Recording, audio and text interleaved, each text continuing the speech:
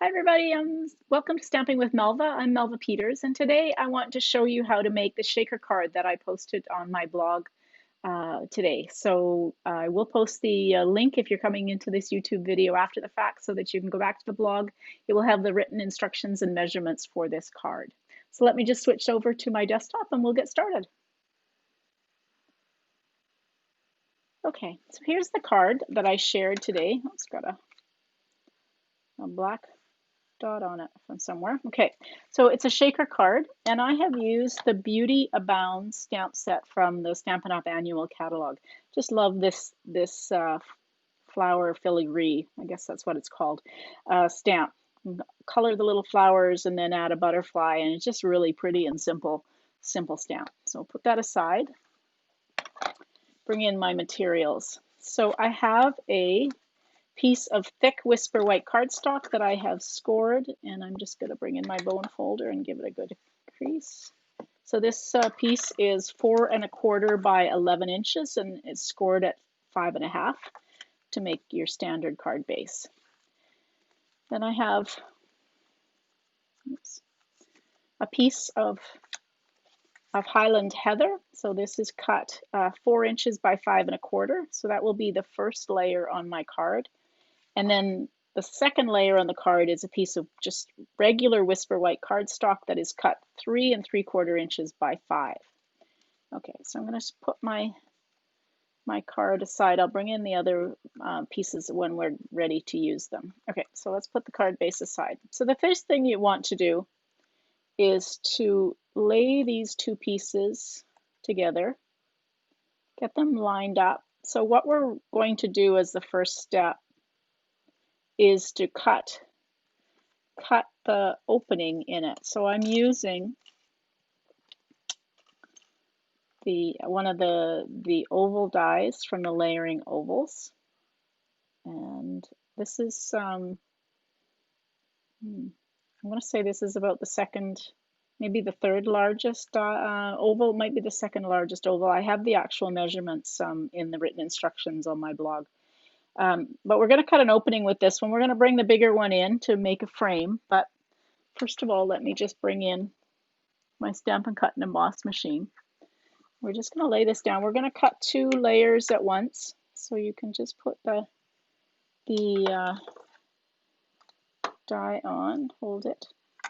I have embossed, so we will be embossing the Whisper White cardstock, but I always tend to cut using the dies first rather than emboss first, because I find that if you emboss first and then cut, your embossed image or embossed texture will actually flatten.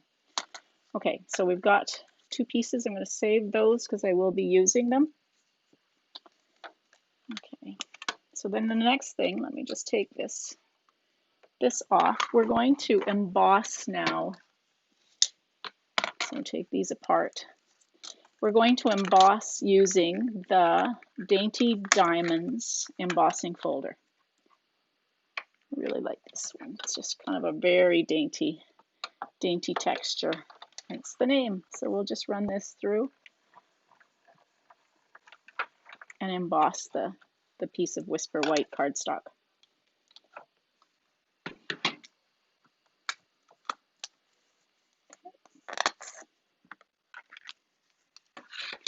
Let's put this off to the side. We're going to use it again in a minute, but I don't know if you can see. It's kind of hard to see, but you can see the diamond detail. Just very pretty. Okay, so the first thing that you want to do now that you've got this cut, you want to use your Stampin' Seal and adhere these 2 pieces together.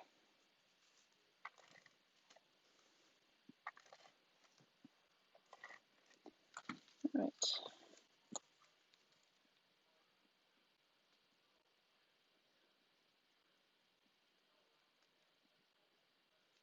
All right, there we go. My dies. Okay, so I have cut 2 pieces of window sheets, and these will be to sandwich the sequence that I'm going to use. So we're just going to take one piece and adhere it so that the opening is actually closed and your sequence won't fall through. There we go. Okay, so I've got my window sheet on there. So I'll put that aside. Now, using the piece of Whisper White, there's so 2 layers that you cut out. We're just going to use the Whisper White layer. What's that? And what we're going to do is using the Memento Tuxedo Black ink, we're going to stamp our flowers just off to the one side because we're going to put a butterfly on here as well. So there's the flowers, and then I will just take my butterfly die or a butterfly stamp, and I'm just going to stamp a butterfly. So I'm going to be using the Stampin' Blends, which are alcohol markers, and so you always want to be using the Memento ink to stamp when you're going to be coloring with your Stampin' Blends. So I've brought in 3 different shades. I've got Blackberry Bliss, both light and dark, Highland Heather, and Granny Apple Green. So let's start with the Highland Heather and the light one. I'm just going to color the some of this little flowers, and I'm going to alternate with the light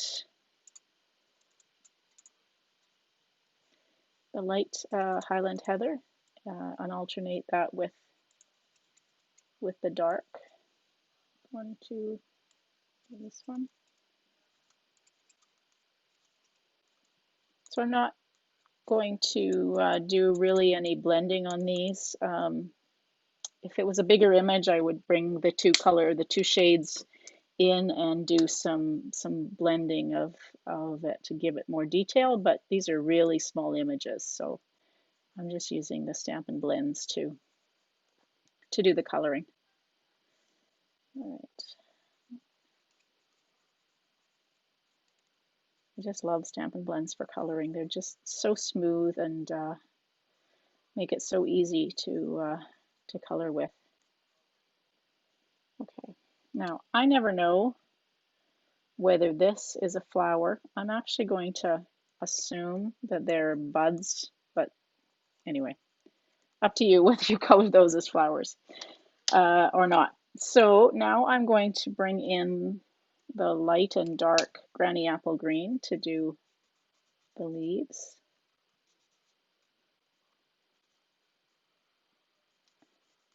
I may actually come back. I'll do all of them in light, and then I'll come back in and add a little bit of the dark just to give it a little bit more detail on the leaves. There's a perfect line on these leaves to be able to add some detail to it. I got all the leaves. Yeah. All right, so let's just bring in, I'm just going to use the fine tip just to kind of give it a little bit of dimension. Go back in with the light one and just blend it a little bit. When you're using Stampin' Blends, remember that because they're alcohol markers, they will bleed through. In fact, I was told that if you don't get it bleeding through like that, you're not actually using enough marker. All right, so then I'm just going to go in with the light, is this Blackberry Bliss? Yeah, the light Blackberry Bliss, and color in these.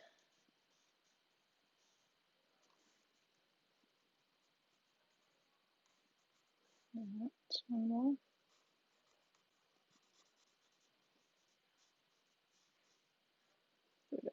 And then the last thing I'm going to do in Highland Heather is I'm going to color my butterfly.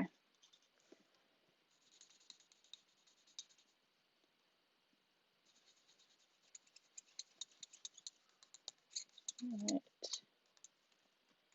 And we'll give him, her, it some detail with the dark. And then just go back over and just blend this a little bit. Okay, so I've got my coloring done. So what I want to do, I have another piece of the window sheet that I've cut, and I'm going to adhere my stamped and colored image to the middle of this piece. What this is going to do is go into the hole like that. So it's going to provide the backing. So before we adhere that, I want to take some of these are the foam adhesive strips, and they're perfect. They're intended to be using to make a barricade so that my sequins won't fall out on my shaker card. I mean, you can use them for all sorts of things. If you have big pieces of cardstock or to adhere and you want to pop it up, you can certainly use these in a long strip. But they're perfect for shaker cards. You can cut them to whatever length you want. Hopefully I didn't cut that too short. So this doesn't have to be perfect. It's not going to be seen, but it will just, you just want to press it down and make sure that you want to get the hole as small as possible, or the gap as close as possible so that the sequence won't come out, and you can save your little bits. Okay. All right, so now I've got the front of the card and I've got the backing for this.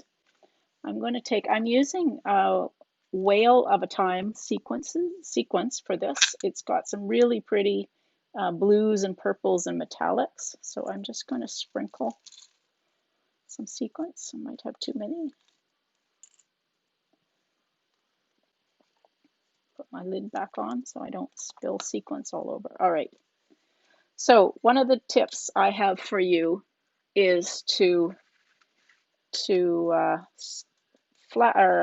smooth these out, flatten them so that they're not too thick. I find that if you get them too thick, when you actually put this together, you won't be able to separate them because it's on so tight. So just kind of get them smoothed out and spread out over the image, and then take your backing off of your foam strips and take, now that's the top, so I'm going to just put this in the gap, in the opening here, like that, and press it down all around so that your sequence doesn't fall out. And if all is good, you will have a shaker card when you turn it over. All right. Now I'm going to use some dimensionals to pop this up. I'm going to actually layer, I'll put one on each corner to start with, but I'm actually going to put this too high just because I have this, the height of the foam in here already. So we'll just, you can peel the backing off and then stick another dimensional right on top, and it sticks very, very nicely. Right. So this will be a kind of an extra thick card. Okay, I'm going to bring my card base in and layer this down. Okay. There. So there's the card front, the sequence. Okay. Now I have just a scrap of some Whisper White cardstock, and I've got some Blackberry Bliss ink, and I have the Thanks stamp. Now I'm going to just stamp. I'm not really worried about where that is on the piece because I'm actually going to fussy cut around this, the sentiment. So if you don't like fussy cutting, you can cut a strip of Whisper White cardstock out and stamp on it, but I kind of like the look of a fussy cut sentiment.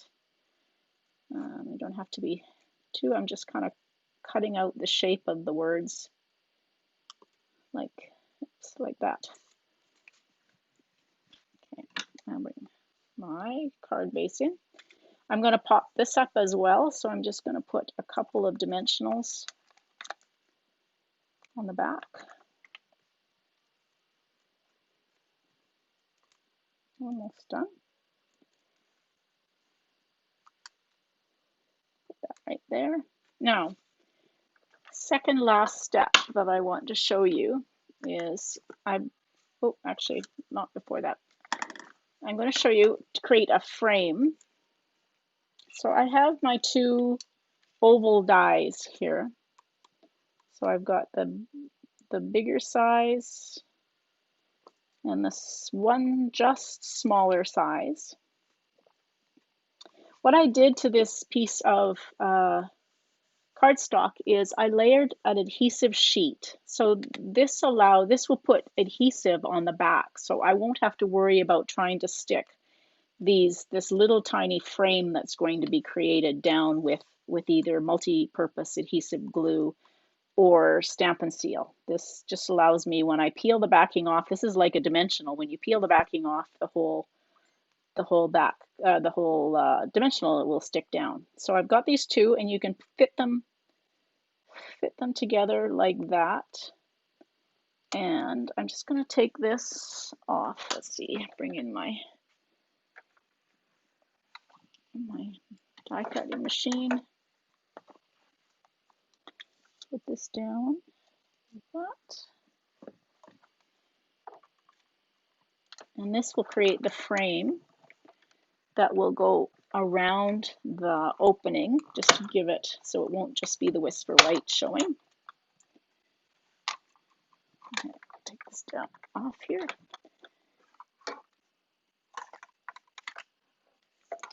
Bring this back on. Okay, so there's my dies. Put those somewhere so I don't lose them. And then this piece is the frame that we're going to use. It takes a little bit. Sometimes there's because there's layers of the adhesive that you're cutting through. I'm going to save that because it's got adhesive on the back. All right, so this frame, take my tool and just kind of lift up.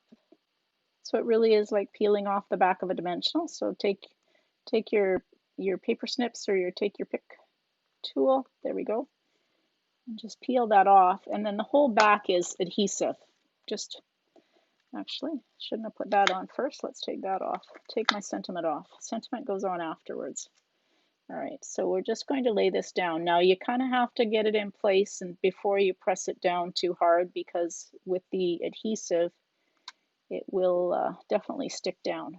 But it just makes it much easier than if you're using, I'm really bad about getting glue all over me, so I love these sheets.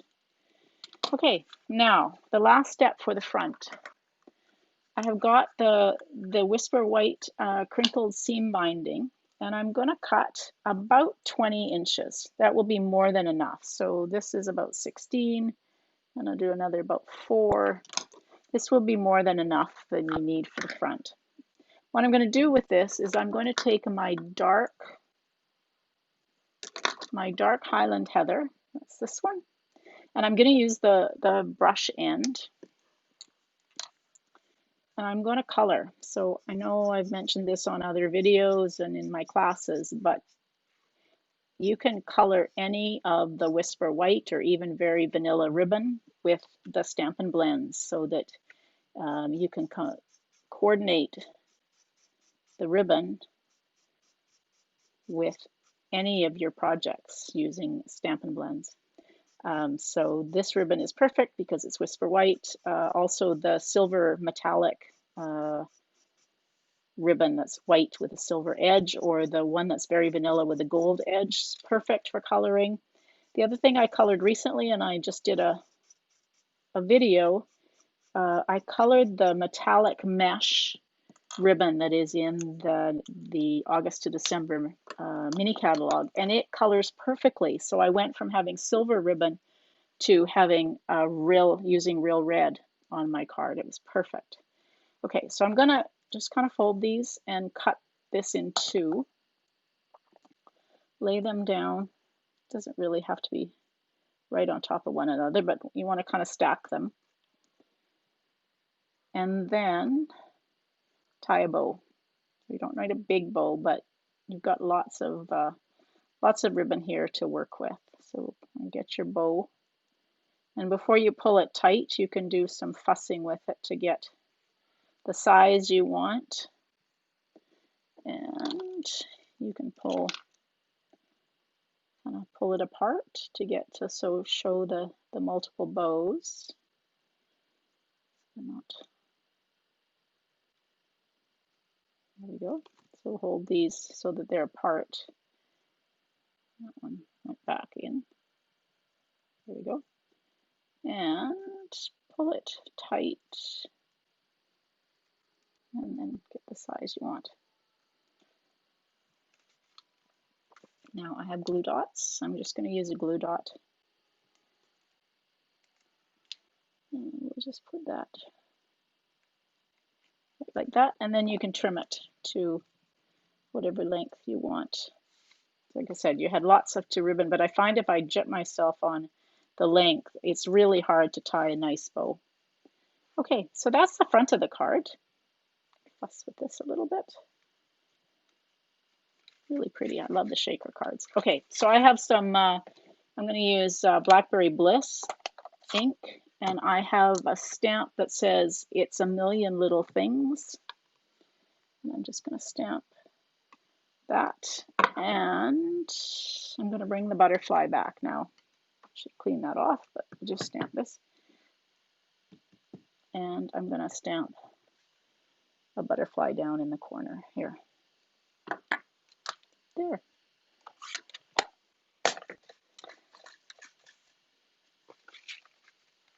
Okay, so that's my card. I hope that gave you some tips and tricks to make your to make a shaker card. And I'll just jump back over here. There we go.